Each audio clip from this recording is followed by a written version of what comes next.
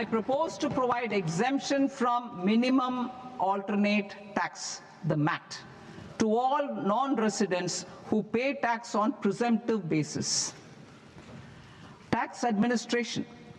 I propose to constitute a joint committee of Ministry of Corporate Affairs and Central Board of Direct Taxes for incorporating the requirements of income computation and disclosure standards, the ICDS, in the Indian Accounting Standards, IND AS itself. Separate accounting requirement based on ICDS will be done away with from the tax year 27-28. To support Prime Minister Modi's vision of homegrown accounting and advisory firms to become global leaders, I propose to rationalize the definition of accountant for the purposes of safe harbor rules. Other tax proposals. Change in taxation of buyback was brought in to address the improper use of buyback route by promoters. In the interest of minority shareholders, I propose to tax buyback for all types of shareholders as capital gains. However, to disincentivize misuse of tax arbitrage, promoters will pay an additional buyback tax. This will make effective tax 22% for corporate promoters. For non-corporate promoters, the effective tax will be 30%. TCS rate for sellers of specific goods, namely alcoholic liquor, scrap, and minerals, will be rationalized to 2%, and that on tender leaves will be reduced from 5% to 2%. I propose to raise the STT on futures to 0.05% from the present 0.02%. STT on options premium and exercise of options are both proposed to be raised to 0.15% from the present rate of 0.1% and 0.125% respectively. We reformed the taxation landscape for corporates in 2019 by providing them a simplified regime with lower tax rate so that they could productively focus on business rather than on claim of deductions and exemptions. To encourage companies to shift to the new regime, set off of brought forward MAT credit, minimum alternate tax credit, is proposed to be allowed to companies only in the new regime. Set off using available MAT credit is proposed to be allowed to an extent of 1/4 of the tax liability in the new regime. MAT is proposed to be made final tax, so there will be no further credit accumulation from 1st April 2026. In line with this change, the rate of final tax is being reduced to 14% from the current MAT rate of 15%. The brought forward MAT credit of taxpayers accumulated till 30th March 2026 will continue to be available to them for set-off as above. Indirect taxes. I shall now take up proposals related to indirect taxes. My proposals for customs and central excise aim to further simplify the tariff structure, support domestic manufacturing, promote export competitiveness, and correct inversion in duty.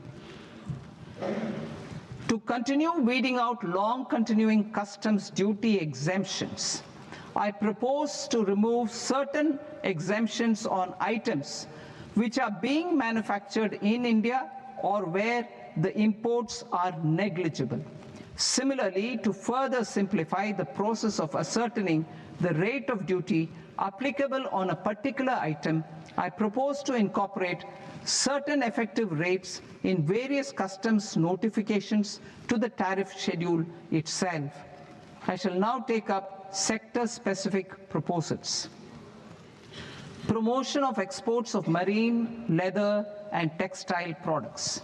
I propose to increase the limit for duty-free imports of specified inputs used for processing seafoods for export from the current 1% to 3% of FOB value of the previous year's export turnover.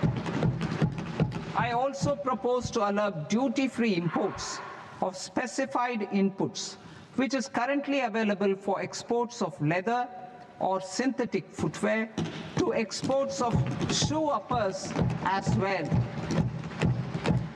I propose to extend the time period for export of final product from the existing 6 months to 1 year for exporters of leather or textile garments, leather or synthetic footwear, and other leather products. Energy transition and security. I propose to extend the basic customs duty exemption given to capital goods used for manufacturing lithium-ion cells for batteries to those used for manufacturing lithium-ion cells for battery energy storage systems also. I propose to exempt basic customs duty on import of sodium antimonate for use in manufacture of solar glass. Nuclear power. I propose to extend the existing basic customs duty exemption on imports of goods required for nuclear power projects till the year 2035 and expand it for all nuclear plants irrespective of their capacity. Critical minerals. It is proposed to provide basic customs duty exemption to the import of capital goods required for the processing of critical minerals in India. Biogas blended CNG.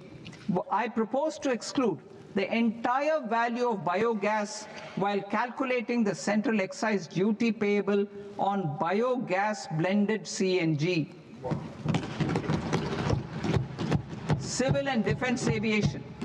I propose to exempt basic customs duty on components and parts required for the manufacture of civilian training and other aircrafts.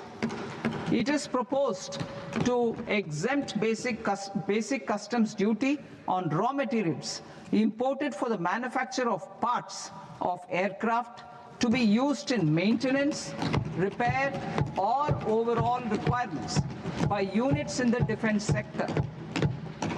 Electronics. To deepen value addition in the consumer electronics sector, I propose to exempt basic customs duty on specified parts used in the manufacture of microwave ovens. Special economic zone. To address the concerns arising about utilization of capacity by manufacturing units in the special economic zones due to global trade disruptions, I propose as a special one-time measure to facilitate sales by eligible manufacturing units in SEZs to the domestic tariff area at concessional rates of duty. The quantity of such sales will be limited to a prescribed proportion of their exports.